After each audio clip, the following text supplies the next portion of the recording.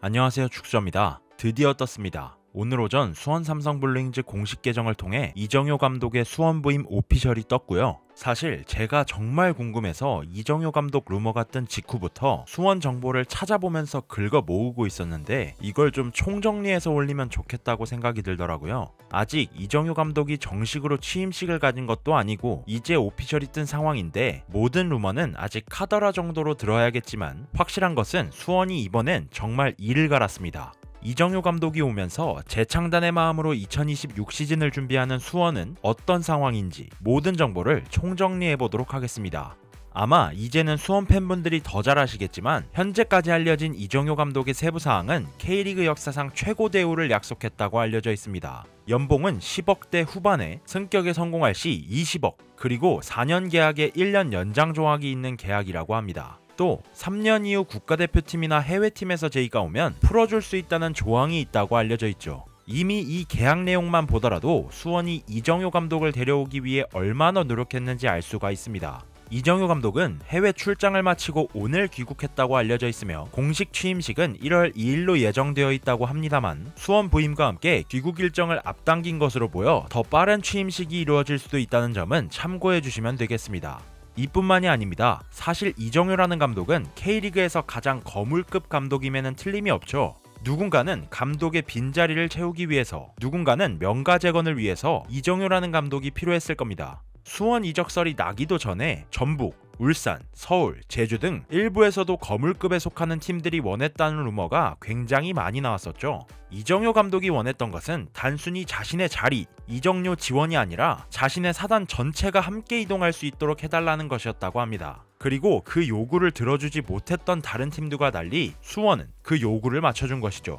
그에 따라 수원은 이정효 감독 오피셜 전 변성환 전 감독 결별 오피셜과 함께 수석 코치, 골키퍼 코치, 피지컬 코치까지 모조리 쳐내면서 이정효 사단을 받아들일 준비를 마쳤습니다. 루머에 의하면 지난 시즌 수원의 예산은 300억대였고 선수단 인건비에만 120억을 투자했다고 알려져 있습니다. 사실 K리그2에 속한 팀이라고 생각이 들지 않을 만큼 막대한 예산이라고 볼 수 있죠. 하지만 이번 2026 시즌을 앞두고 모기업 제일기획은 칼을 빼들었습니다. 루머에 의하면 예산은 400억대이며 지난 시즌보다 선수단 인건비가 증가할 것이라고 합니다. 이게 무슨 뜻이냐? 제 생각에는 정말 원하는 거 다 하게 해줄 테니까 승격도 하고 다시 수원을 명가로 만들기만 해달라는 뜻으로 받아들여집니다. 진짜 속된 말로 우리가 가오가 없지 돈이 없냐라는 마인드로 대대적인 투자 및 지원이 이루어질 것으로 보입니다. 자, 이렇게 거의 재창단 수준의 변화가 예고된 가운데 수원은 이정효 감독 오피셜 전 일찍이 계약 만료 선수들 결별 오피셜을 띄웠습니다. 이기재, 세라핌, 이규성, 한호강, 최영준, 김민우, 황석호, 김상준, 손호준, 김정훈, 문영진, 레오까지 총 12명의 선수가 계약 만료로 팀을 떠나게 되었죠. 또한 공격수 김현은 현재 2개 이상의 클럽과 이적설이 나고 있는 상황이라 더 많은 선수들의 이탈도 대비해야 할 수원입니다.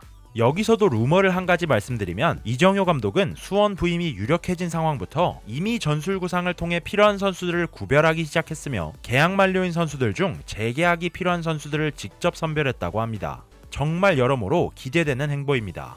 자, 그러면 이제부터는 루머입니다. 저는 개인적으로 이정효 감독의 전술을 실현시키기 위해 많은 포지션이 중요하긴 하지만 가장 중요한 포지션 중 하나는 골키퍼라고 생각합니다. 광주 시절 제자였던 김경민 골키퍼는 K리그에서 손꼽히는 발밑 능력과 안정적인 세이브 능력으로 이정효 감독의 전술을 실현하는데 큰 도움을 줬던 골키퍼죠. 현재 스쿼드를 보면 수원에는 양영모, 김민준, 이경준 골키퍼가 있고 임대 복귀 예정인 박지민까지 생각한다면 총 4명의 골키퍼가 존재합니다. 아직 어리고 경험이 많지 않은 이경준과 임대 후에도 별다른 성과를 거두지 못한 박지민을 제외한다면 주전급 골키퍼는 양영모와 김민준으로 좁혀지는데 먼저 양영모는 발밑이 최고 장점인 골키퍼는 아닙니다. 오히려 과거에는 단점으로 지적받았던 부분인데 변성환 감독을 거치면서 발밑이 수준급으로 올라왔다고는 하나 과연 이정효가 원하는 퀄리티를 맞출 수 있을지는 의문입니다. 반면 김민준 골키퍼는 분명 발밑에 재능이 있는 골키퍼죠.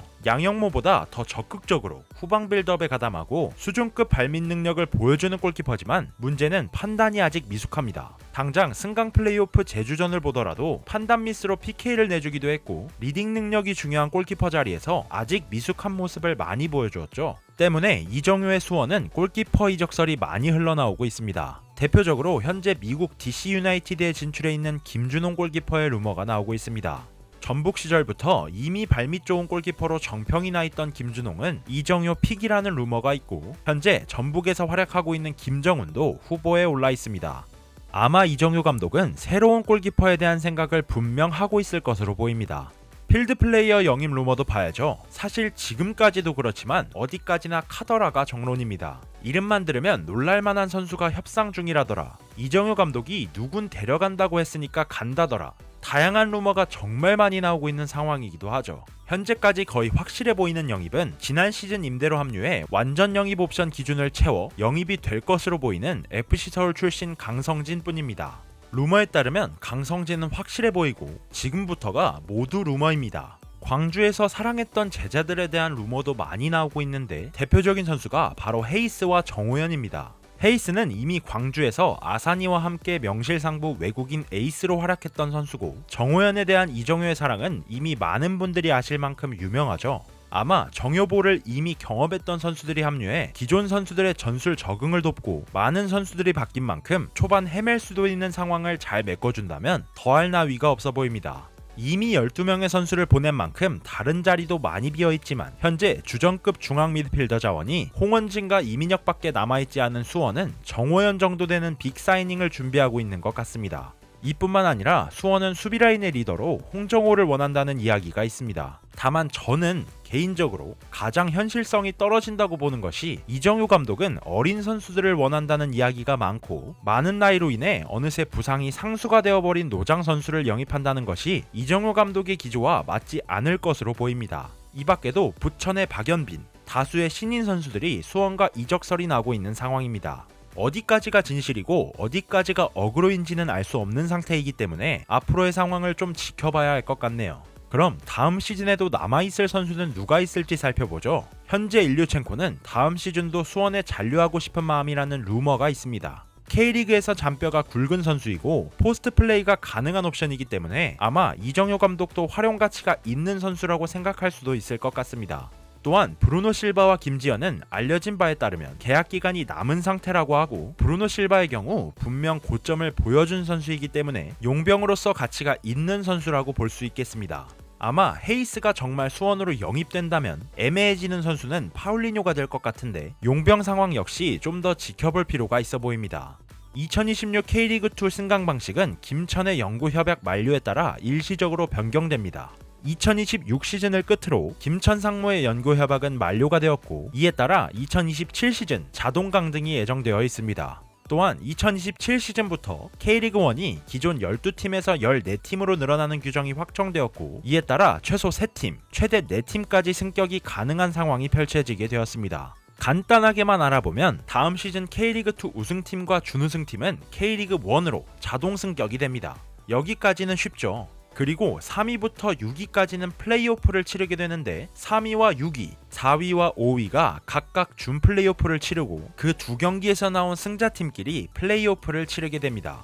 예를 들어 2025 시즌을 기준으로 3위 부천과 6위 전남의 경기에서는 3위 부천이 승리했고, 4위 서울 이랜드와 5위 성남의 경기에서는 4위 서울 이랜드가 승리했다고 가정합시다. 그러면 3위 부천과 4위 서울 이랜드는 플레이오프 경기를 치르게 되고, 여기서 승리한 팀은 김천의 성적과 관계없이 K리그1으로 승격합니다.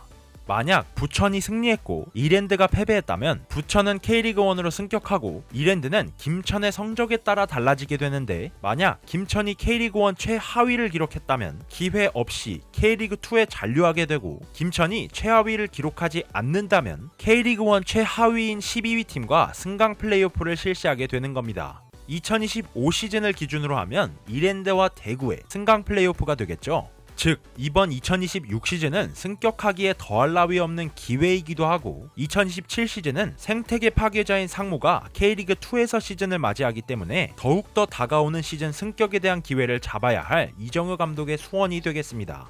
아직 분명하지 않은 정보들이 너무 많죠. K리그 감독으로, 그것도 2부 리그로 부임하는 감독이 이렇게 관심을 받았던 것은 K리그 역사상 최초인 만큼 더 나오는 소식이 있다면 추가로 영상 제작해보도록 하겠습니다. 오늘 영상은 여기까지고요. 영상 봐주신 모든 분들 진심으로 감사드립니다.